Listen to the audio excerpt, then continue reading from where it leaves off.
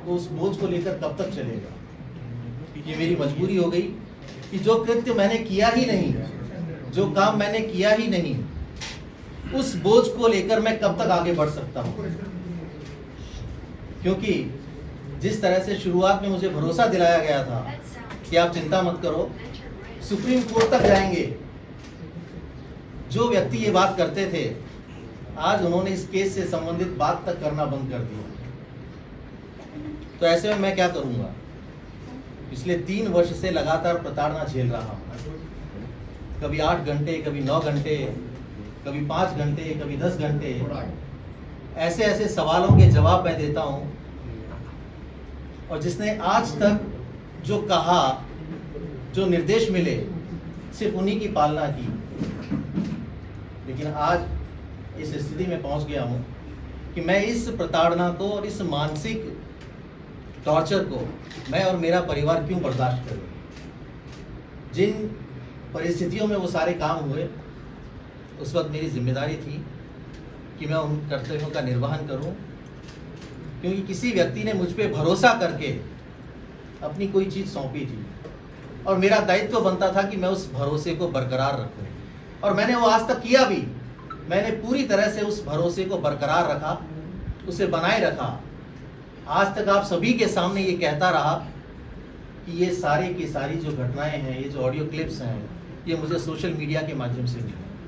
जब भी आप लोगों ने मुझसे पूछा या किसी भी जांच एजेंसी ने मुझसे पूछा, मैंने हर बार एक ही जवाब दिया कि सोशल मीडिया के माध्यम से मुझे ये क्लिप्स मिली।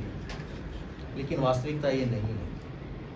वास्तविकता ये है, 16 जुलाई 2020 को शाम को कुछ ऑडियो क्लिप्स वायरल हुई आपके माध्यम से, क्योंकि मैंने अपने फ़ोन नंबर 9829620202 से आप सभी मीडिया के साथियों को वो ऑडियो क्लिप्स भेजी थी। उन ऑडियो क्लिप्स में कथित रूप से खरीद फरोख्त कर, विधायकों की खरीद फरोख्त कर सरकार को गिराने की साजिश रची जा रही थी। और मुझे जो कहा गया मैंने वो किया। अब घटना इस तरह से थी, 16 जुलाई 2020 को मुख्यमंत्री अशोक गहलोत जी होटल फेयरमाउंट आए थे, क्योंकि उस क्राइसिस के दौरान जो विधायक इस तरफ थे उन सभी को बाड़ेबंदी के रूप में होटल फेयरमाउंट में रखा हुआ था। और लगभग दोनों समय, सुबह और शाम, मुख्यमंत्री अशोक गहलोत वहां आते थे, बातचीत करते थे और ये उनका रूटीन था। 16 जुलाई 2020 को लगभग 3:30-4 बजे के आसपास वो होटल फेयरमाउंट से निकल गए। उनके जाने के 1 घंटे बाद उनके पीएसओ रामनिवास का मेरे पास कॉल आया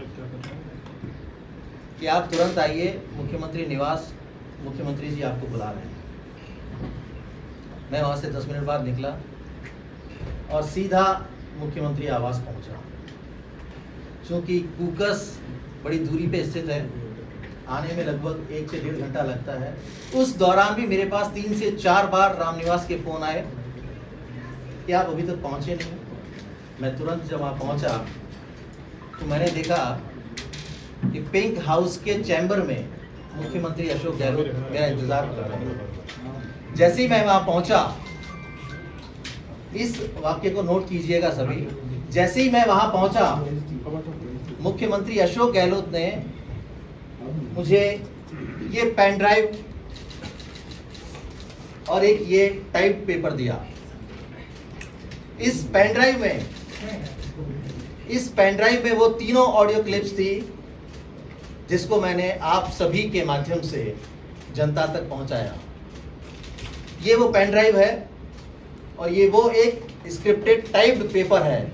आप सभी को याद होगा कि उस दिन मैंने ऑडियो क्लिप्स के साथ एक ये पेपर भी भेजा था।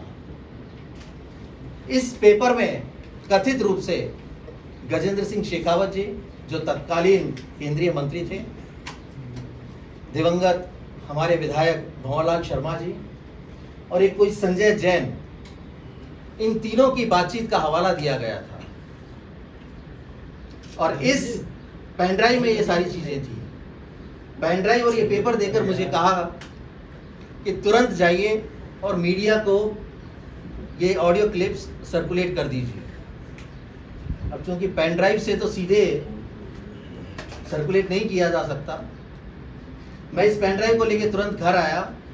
घर आके मैंने इस लैपटॉप में इसको ट्रांसफर किया।